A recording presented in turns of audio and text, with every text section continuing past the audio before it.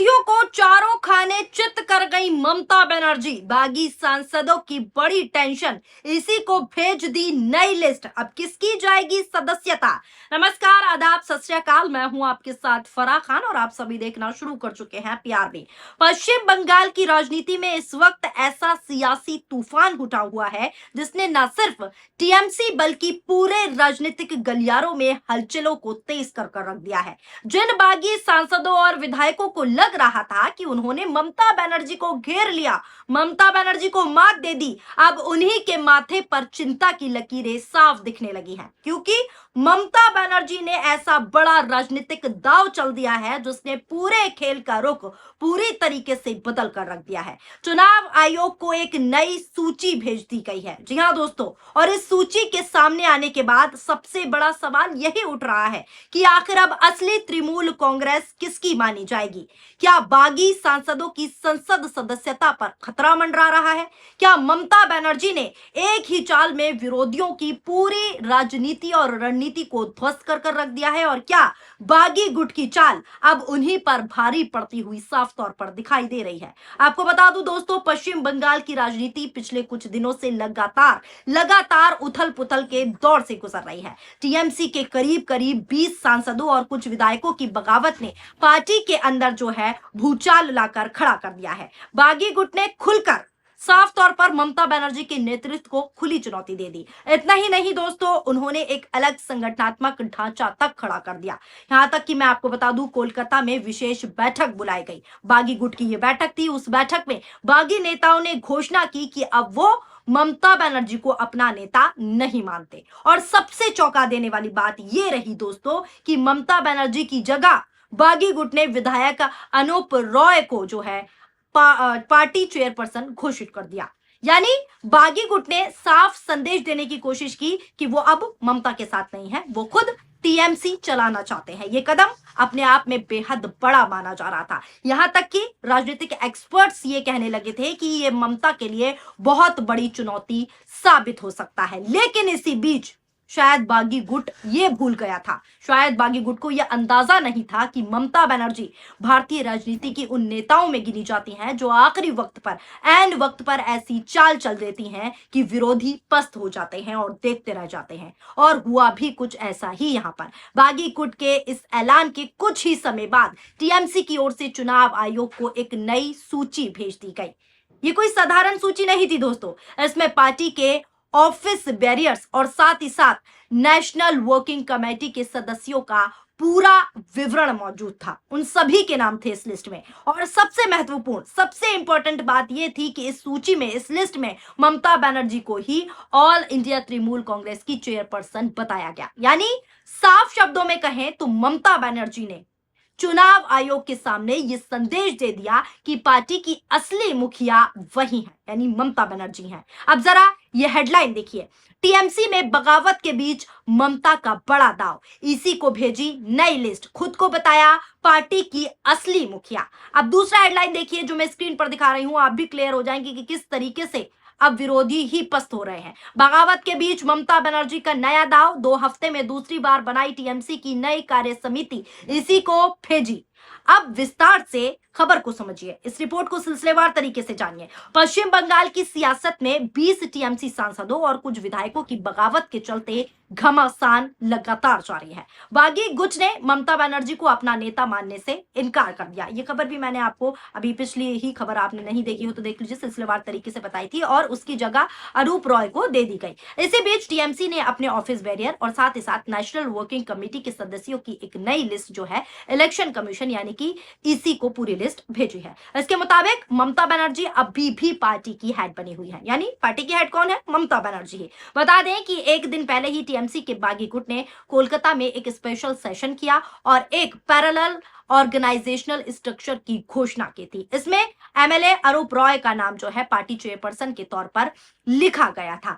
वहीं अब आपको बता दूं, ममता ने इसी के बाद जो है बड़ी चाल चढ़ दी। अब ममता बनर्जी ने भी चुनाव आयोग को एक ऐसी ही लिस्ट सौंप दी है।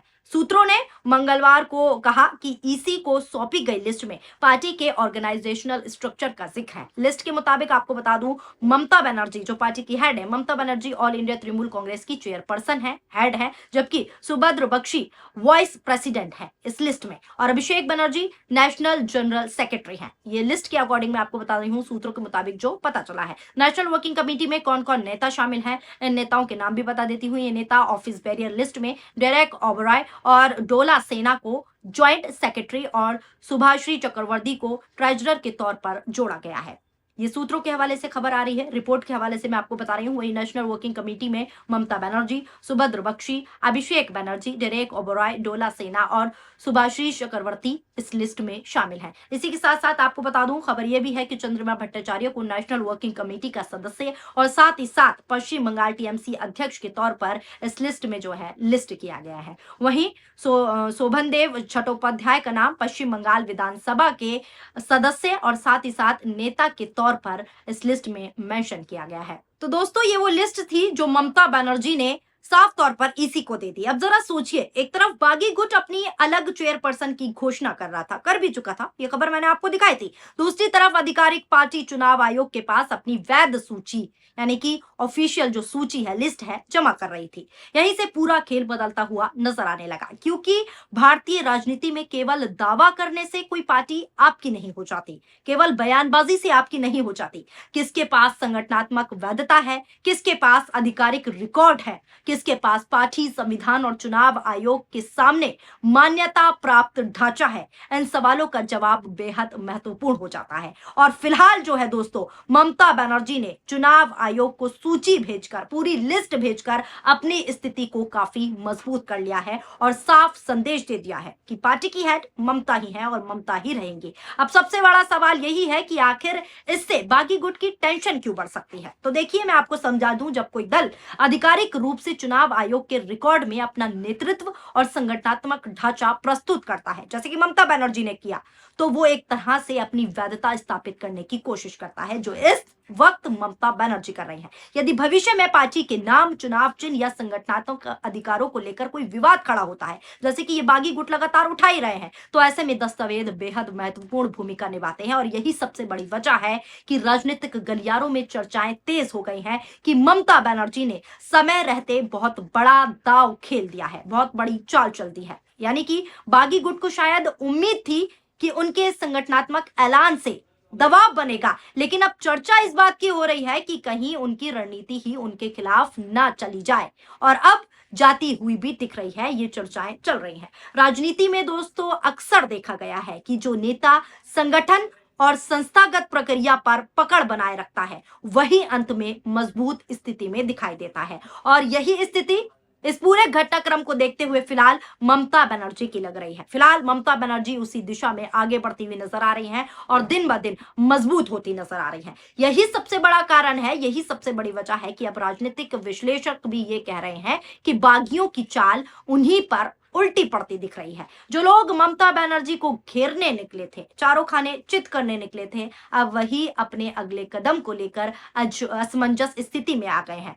अब उन्हें की गले की हड्डी वो फैसला खुद बन चुका है, क्योंकि चुनाव आयोग को भेजी गई सूची ने यह संदेश दे दिया है कि पार्टी का आधिकारिक नेतृत्व अभी भी ममता बनर्जी के पास है, अभी भी ममता हेड है। और यही बात बागी खेमे की बेचैनी बढ़ाने के लिए काफी ज्यादा टेंशन भरी मानी जा रही है। कुल मिलाकर देखा जाए तो पश्चिम बंगाल की राजनीति में ये लड़ाई अभी खत्म नहीं हुई है, लेकिन फिलहाल जो घटनाक्रम सामने आया है, फिलहाल के घटनाक्रम में ममता बनर्जी ने एक मजबूत जवाब जरूर दे दिया है, एक मजबूत दांव चल दिया है। उन्होंने यह दिखाने की कोशिश की है कि पार्टी पर उनका नियंत्रण कायम है अभी भी और आगे भी रहेगा। संगठन उनके साथ है और आधिकारिक ढांचा भी उनके नेतृत्व को ही मान्यता देता है। दूसरी तरफ दोस्तों, बागी गुट की मुश्किलें कम होने के बजाय लगातार बढ़ती दिख रही है। हर गुजरते दिन के साथ उनकी टेंशन लगातार बढ़ती हुई नजर आ रही है। सदस्यता पर खतरा लगातार मंडरा रहा है, जबकि ममता बनर्जी लगातार राजनीतिक बढ़त हासिल करते हुए साफ तौर पर दिखाई दे रही हैं।